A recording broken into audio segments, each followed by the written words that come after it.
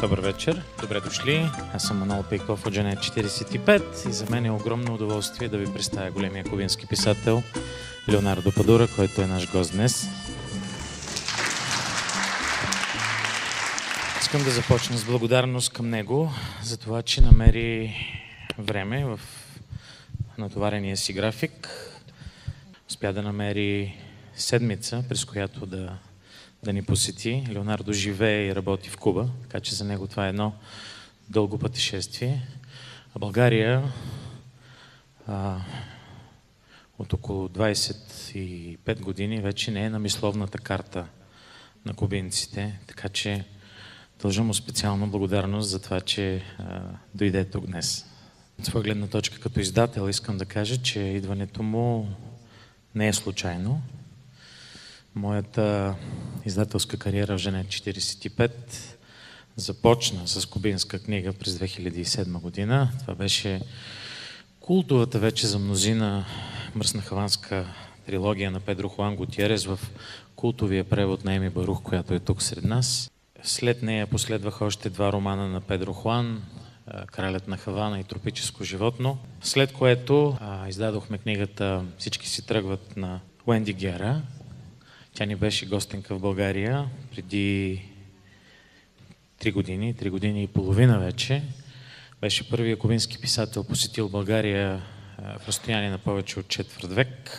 След това дойде, преди да падне нощта на Рейналдо Аренас, издадохме я заедно с прекрасната книга на Сенел Пас «Ягода и шоколад». Това е най-фотокопираната книга в историята на Куба. По нея е създаден култовия филм «Ягода и шоколад», който е един от кубинските кандидати за Оскар. След това ни гостува Суе Валдес. Издадохме Всекидневното нищо, една от най-важните й книги, първата й книга, написана веднага след като напуска Куба. След което последва повече от година и половина мълчание. И аз исках да кажа най-отговорно, че това мълчание не е случайно. То се дължи на факта, че работихме върху няколко огромни книги. Първата от тях е пред вас днес. Тя се казва «Човекът, който обичаше кучетата». Трябва да кажа, че това е една страшно трудна за превод книга, защото тя е ситуирана в епоха, която е доста далече от нас. По-голямата част от действието се развива през 20-те и 30-те и началото на 40-те години на века. В началото се разказва за младостта на един от героите, Иван, кубинския писател, който е третата сюжетна линия на романа, освен линията, която разказва за Троцки и линията, която разказва за убиеца му Рамон Меркадер. Бях абсолютно удивен от факта, че разказа за неговата младост е като един огледален разказ за моята младост. За илюзиите, за дълбоката вяра в една идея, в която ти се налага да вярваш, дълбока младост. Това, което се случи при мен е, че бях на точно 19 години, когато тази система се разпадна. И след това дълги години никой не се опита да адресира това минало. Ние се опитахме някак си панически да избягаме от него и да затворим тази страница, сякаш то никога не е било. За мен кубинските книги са нещо като ощипването, което човек си прави понякога, за да е сигурен, че не сънува. Когато човек се връща към тая епоха и се чуди била ли или не, кубинските книги, книгите на Уенди Гера, на Рейналдо Аренас, на Педро Хуан Гутиерес, са едно връщане към реалността. Има нещо много специално в книгата на Леонардо и защото тя е една своеобразна анамнеза на комунистическата епоха и върху 900 страници той говори за красотата на една идея и превръщането й в практика. И неумолимата логика на това, което се случва по-нататък. Искам да започна с най-логичния въпрос. Как се пише подобна книга? Buenas noches. Para mí es una especie de sueño imposible lo que se está realizando aquí esta noche. Добър вечер. За мен това, което се случва тази нощ, тази вечер, е една невъзможна мечта, която се сбъдва. Como no había viajado nunca a Bulgaria en la época socialista, después pensé que nunca iba a poder hacerlo. Тъй като никога не съм пътувал до България в епохата на социализма, мислех, че никога това нямаше да го направя. Yo recuerdo que durante muchos años nosotros recibíamos de Bulgaria latas de estofados, de conservas estofadas. Спомням си, че в продължение на много години ние получавахме в Куба български консерви. Unos pomos de mermelada de ciruela. Както и буркани с сладко от сливи. Un perfume de rosas. Парфюми от роза. Y de pronto Bulgaria desapareció. И изведнъж България изчезна. En las últimas semanas en Cuba, cuando yo le decía a alguno de mis amigos que iba a venir de visita a Bulgaria, todos me preguntaban lo mismo. Когато моите приятели научиха, че ще дойдат в България през последните седмици, винаги ме питаха едно и също нещо. Me preguntaban, ¿y Bulgaria existe todavía? Задаваха ми въпроса, България все още ли я има? Porque fue un país que desapareció de los noticieros, desapareció de todas las referencias que había en Cuba. Защото това е една страна, която изчезна от хоризонта в Куба. Y para que no se sientan solos y abandonados, и за да не се чувствате изоставени и сами, junto con ustedes desaparecieron los polacos, los rumanos, los yugoslavos. Заедно с вас изчезнаха и поляците, и румънците. Pero no los rusos, no los rusos. Но не и руснаците. Respecto a lo que me preguntaba Manol. По отношение на това, което ме попита Манол.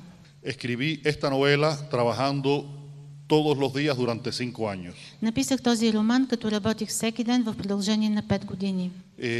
Hubo días en que pensaba que lo que estaba escribiendo era una absoluta porquería. Имаше дни, в които си мислех, че това, което пиша, не струва нищо.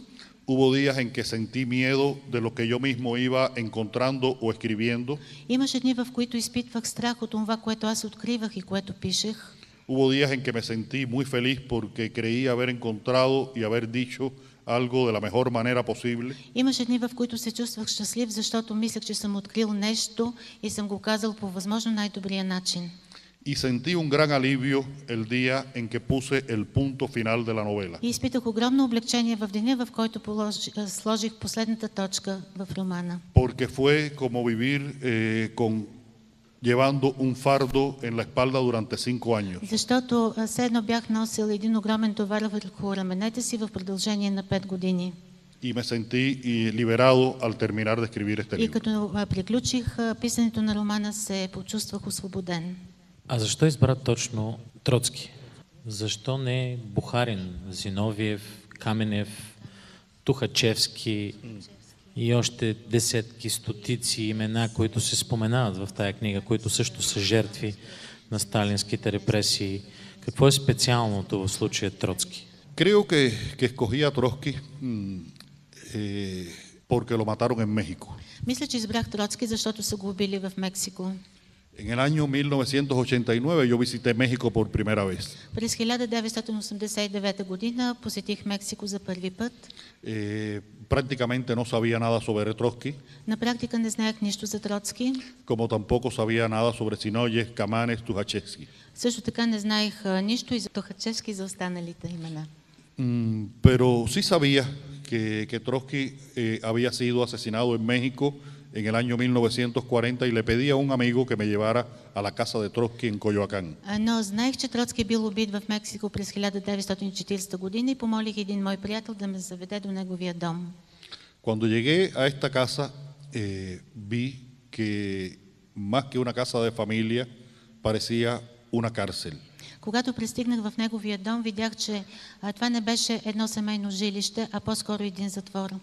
Era la cárcel donde Trotsky se había encerrado a sí mismo para protegerse del peligro que significaba las amenazas de Stalin. Това беше затвор, в който Троцки сам се беше затворил, за да се спаси от заплахите на Сталин. Y creo que también escogí a Trotsky porque Trotsky fue el único al que Stalin no pudo doblegar. И мисля освен това, че избрах Троцки, защото той е единственият, който Сталин не е успял да пречупи. Todos los demás tuvieron una muerte trágica y terrible después de haber confesado sus culpas. Всички останали са имали своята драматична смърт, след като са признали за своята вина. Trotsky siguió hablando de la revolución rusa y del papel de Stalin de la misma forma hasta el final. До края на живота си Троцки продължил да говори за революцията и за Сталин по същия начин, както в началото. Trotsky perdió en el combate por el poder con Stalin. В борбата за власт Троцки е губещия, pero no lo derrotó completamente. но той все пак е запазил своето достоинство. Искам да те попитам за образа на Рамон Меркадер.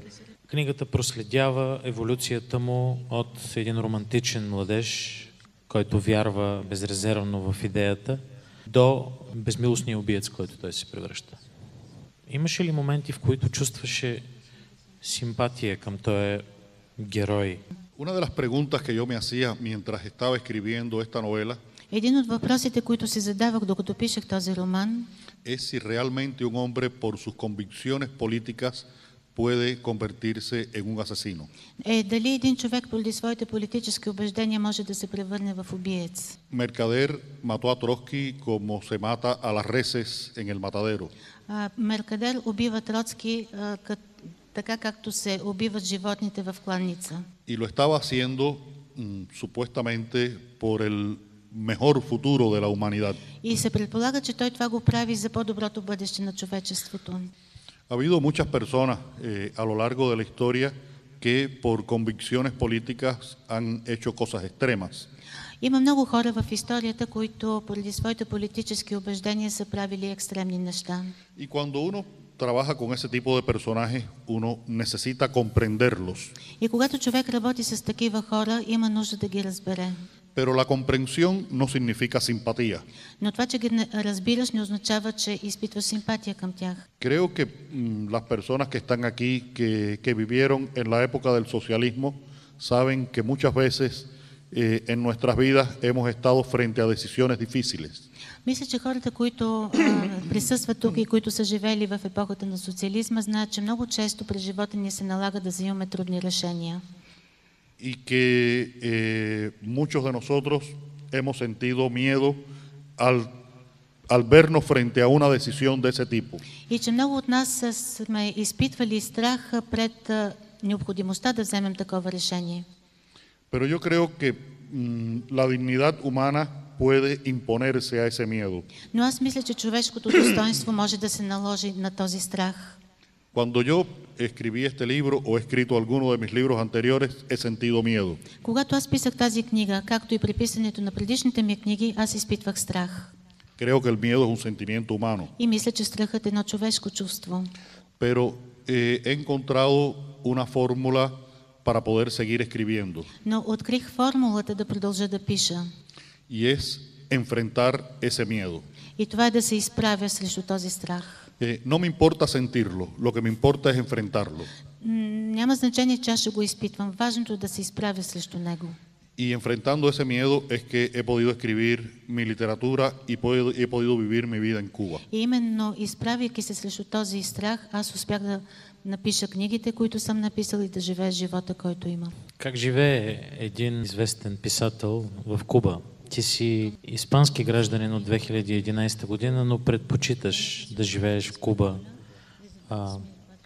Не си ли мислил да се преместиш някъде? Un escritor como yo vive en Cuba igual que el resto de los ciudadanos. Един писател като мен живее в Куба по същия начин, по който живеят останалите граждани. Yo tengo una gran ventaja, por supuesto. Разбира се, че аз имам едно голямо предимство. Y es que fundamentalmente gano mi dinero fuera de Cuba y eso significa que económicamente tengo posibilidades que otros no tienen. И това е, че аз печеля парите си извън Куба, т.е. от икономическа гледна точка имам възможности, които останалите кубинци нямат. Yo trato de tener una vida lo más normal posible dentro de las anormalidades cubanas. Аз се опитвам да водя възможно най-нормален живот в рамките на кубинските ненормалности. Porque uno de mis alimentos es saber cómo viven las personas en Cuba. Защото едно от нещата, с които се храня, това е да знам как живеят кубинците в Куба. Y hablo de mi alimento literario. Аз говоря за моята литературна храна. Yo a veces paso por lugares del mundo donde digo, me encantaría vivir en este lugar. Понякога преминавам през различни места по света и си казвам, че за мен би било огромно удоволствие да живея там. Vamos a lugares que decimos, este sitio pudiera ser ideal para un escritor. Били сме на места, за които си казваме, това място може би е идеалното за един писател. Pero yo necesito los gritos, el calor, la bulla, la escasez de La Habana para poder escribir. Но за да мога да пиша, аз се нуждая от вековете, от горещината, от недостига в Хавана. Y necesito encabronarme muchas veces con lo que ocurre en Cuba para tener inspiración para escribir. И се нуждая понякога да се ядосам на нещата, които се случват в Куба, за да се вдъхновя да пиша. Какво да очакваме след ефектните провали на най-красивите идеи на 20 век и милионите убити? Какво да очакваме от 21 век? Yo no creo en los líderes carismáticos. Аз не вярвам вече в харизматичните лидери. Creo que los líderes carismáticos al final con su romanticismo arrastran a los países a veces hasta los peores extremos. Аз мисля, че харизматичните лидери със своята романтичност увличат човечеството към най-лошите крайности. Yo personalmente, yo pienso que tal vez lo que necesitamos son administradores inteligentes. Лично аз мисля, че това, от което имаме нужда, това са интелигентни администратори. Que sepan controlar el flujo de riqueza, controlar la producción de riquezas. Които да знаят как да контролират потока от богатства и създаването на богатства. Ustedes recordarán de la época socialista, todavía en Cuba se habla mucho de la solidaridad. Вие сигурно си спомняте от времето на социализма, в Куба все още се говори за солидарност. La solidaridad es ayudar a otro que está necesitado. Солидарността, това е да помогнеш на другия, който се намира в нужда. Pero a veces esa ayuda no resuelve los problemas. Но тази помощ не решава проблемите. Por eso yo creo que más que solidaridad lo que el mundo necesita es fraternidad. И затова аз мисля, че светът се нуждае не толкова от солидарност, колкото от братство. Las naciones tienen que resolver sus problemas a través de la fraternidad. Народите трябва да разрешават своите проблеми чрез братството. Y el mundo debe resolver sus problemas a través de la fraternidad. Светът трябва да разрешава своите проблеми чрез братство. Que pensar en esa fraternidad sea utópico, es cierto, es utópico. Дали да мислиме за това братство е една утопия? Може би е утопия. Pero creo que vendría bien que seamos un poco locos y pensemos que el mundo puede arreglarse. Но мисля, че е хубаво да бъдем малко луди и да си помечтаем за един по-добър свят. Que a través de la fraternidad entre las personas podamos lograr que el mundo sea un mejor lugar para vivir. И че можем чрез братството да направим така, че светът да бъде едно по-добро място за живеене. En la época del socialismo, los cubanos y los búlgaros éramos hermanos. По времето на социализма българите и кубинците бяха като братя. ¿Por qué tenemos que dejar de ser hermanos porque unos seamos socialistas y los otros no? Защо да престанем да бъдем братя, само защото едните са социалисти, а другите не? ¿No son ustedes los mismos búlgaros que había en este país hace 25 años? Вие не сте ли същите българи като българите, които живееха в тази страна преди 50 години? ¿No somos los mismos cubanos los que estamos en Cuba? Ние не сме ли същите кубинци, които живеем в Куба? ¿Por qué es necesario un acuerdo político para que seamos hermanos? Защо е необходимо едно политическо споразумение, за да бъдем братя? Ojalá que en el mundo del futuro la utopía sea la utopía de la fraternidad sin condiciones. Дано бъдещето и утопията на бъдещето да бъде безусловното братство. Por encima de diferencias políticas, de diferencias de razas, de diferencias de creencias. Което да бъде над расовите, идеологическите различия. porque en definitiva todos los cubanos, los búlgaros, los de la República Centroafricana, los haitianos, los escandinavos, venimos del mismo lugar. Защото всички ние, българи, кубинци, хаитяни, скандинавци или от Централна Америка, всички ние идваме от едно и също място. Es decir, que ninguno es mejor que otro porque sea más rico, más pobre, más blanco, más negro. Тоест никой не е по-добър от другия, само защото е по-богат или защото е по-бял от другия. Y por eso, ya para terminar, quiero agradecerle a mi hermano Manol, Затова накрая искам да благодаря на моя брат Манол, que me haya dado esta posibilidad de este encuentro con ustedes. който ми даде възможността да се срещна с вас. Y vamos a terminar con el lema que hace 25 años hubiera iniciado esta reunión. И нека да завършим с девиза, който преди 25 години щеше да завърши тази среща. Que viva la hermandad entre los pueblos de Cuba y Bulgaria. Да живее братството между народите на Куба и България. Muchas gracias. Още веднъж, дами и господа, представям ви моя брат Леонардо Падура.